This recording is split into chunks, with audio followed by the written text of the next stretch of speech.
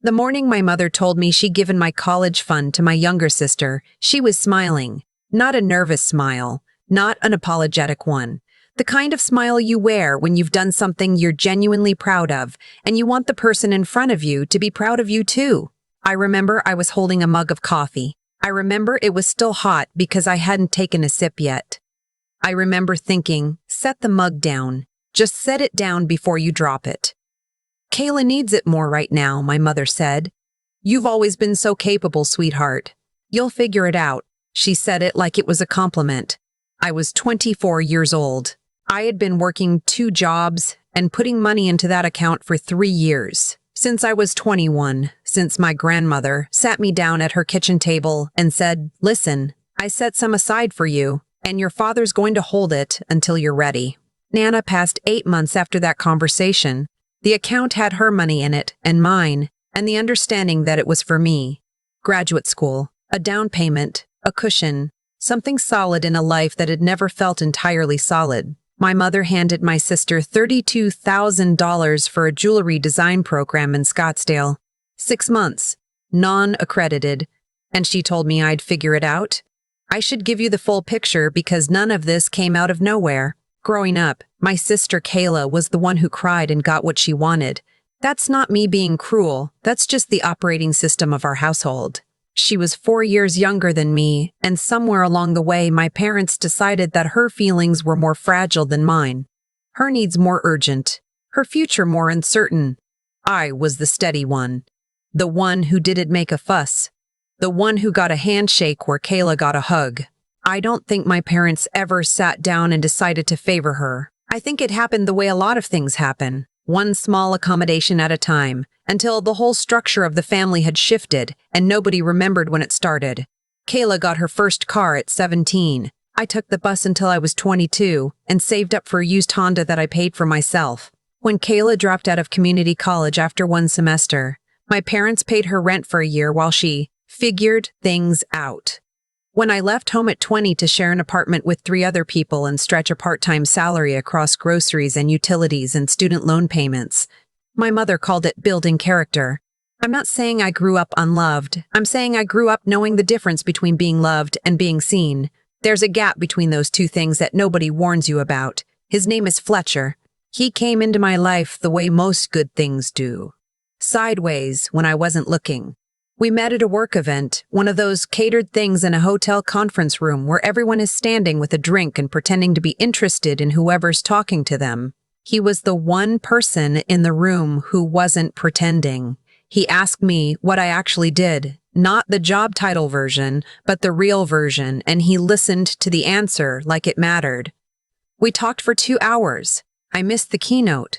I didn't care.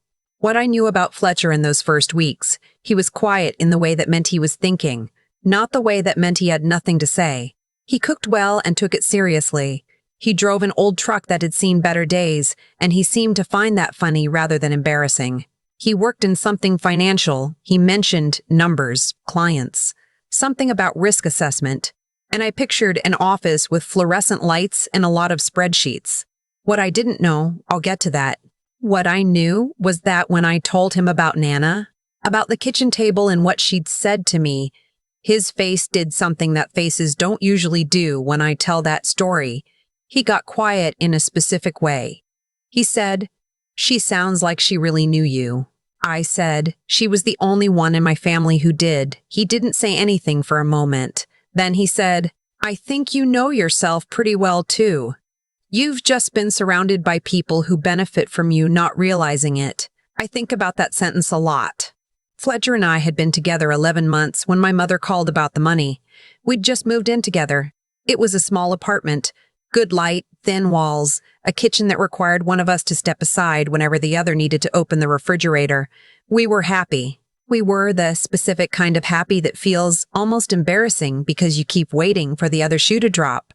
I took the call sitting on the edge of the bed. Fletcher was in the kitchen making breakfast, and I could hear the sound of the pan and smell the coffee, and my mother's voice on the phone was steady and calm and completely certain of itself.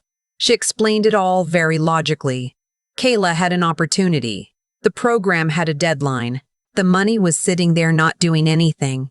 And honestly, my mother said, she and my father had always intended to help Kayla too, and this seemed like the right moment. But it wasn't yours to give, I said. Well, she said, the account was in your father's name. I sat with that for a second. It was Nana's money. My grandmother had handed that to my father with specific instructions. I had added to it every month for 3 years. And technically, legally, my father had been the account holder, which meant technically, legally, they'd done nothing wrong, which was somehow worse than if they'd stolen it outright. Fletcher appeared in the doorway. He looked at my face and set both plates down on the dresser and sat next to me without saying a word. When I hung up, I told him what happened. I told him all of it, the whole story, not just this piece, but the car and the rent and the bus and the handshake instead of the hug.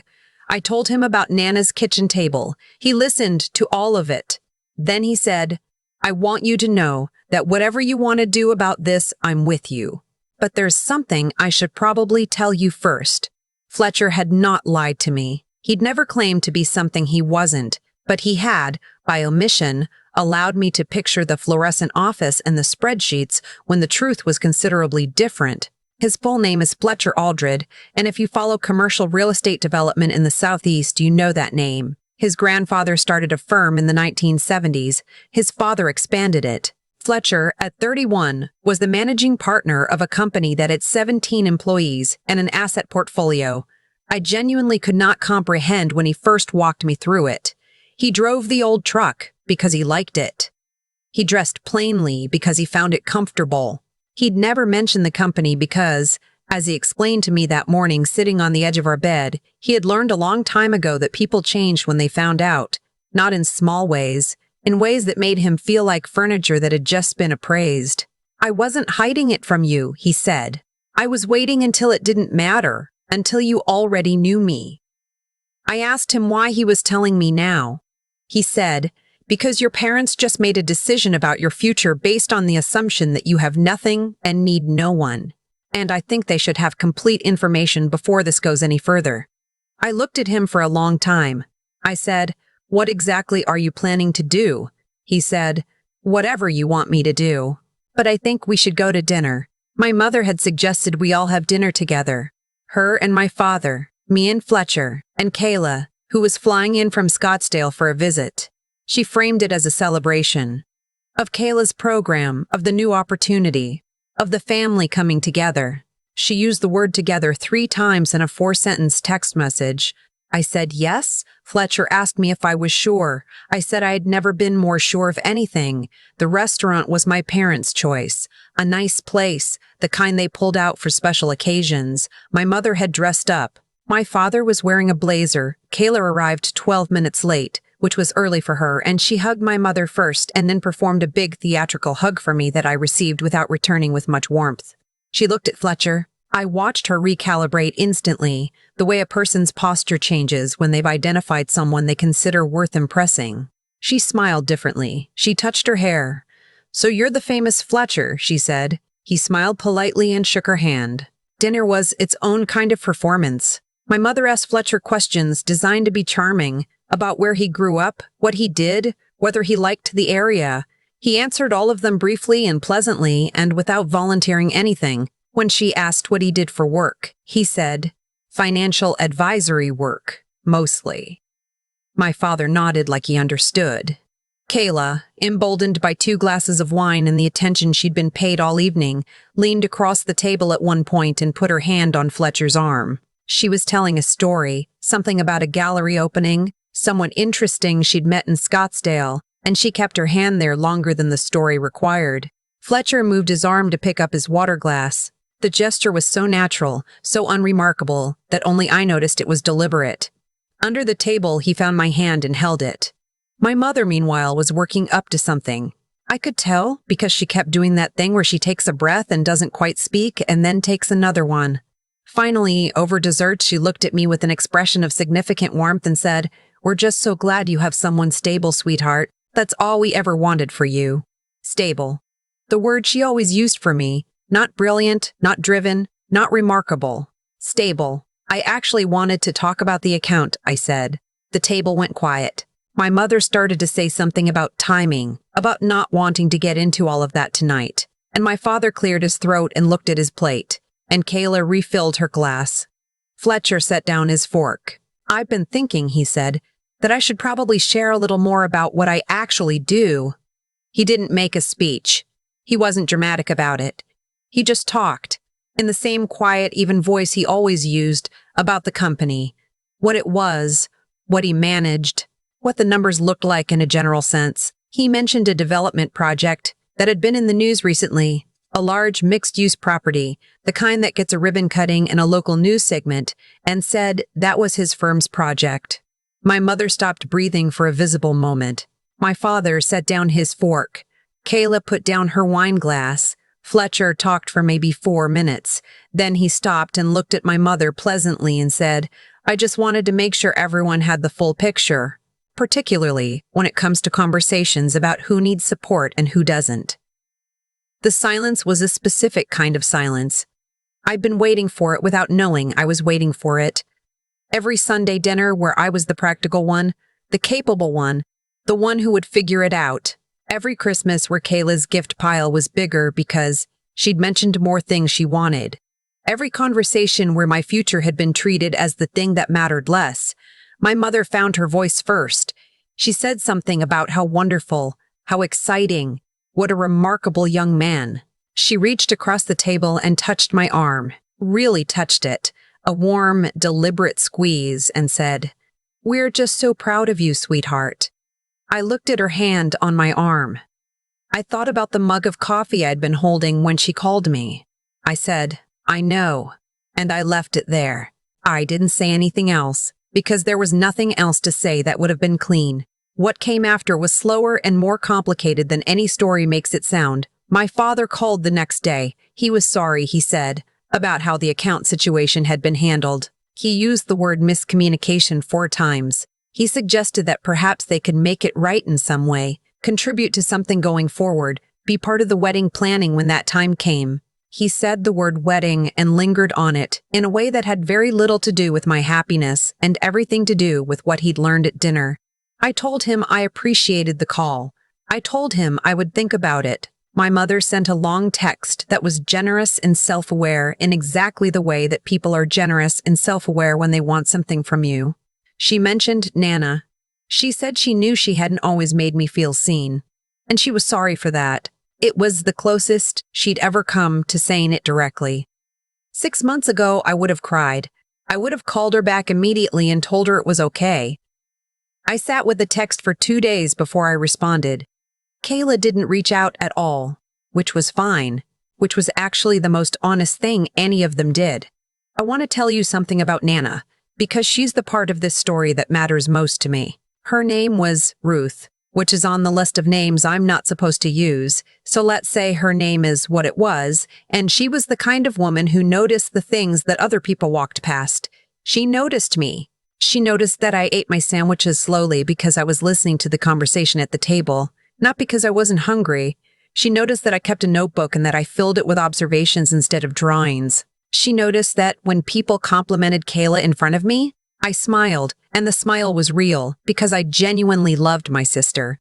But something small and quiet happened behind my eyes that I thought no one could see. She could see it. She told me once, near the end when she was tired and saying what she actually meant, that she worried about me. Not because I was weak, she was clear about that.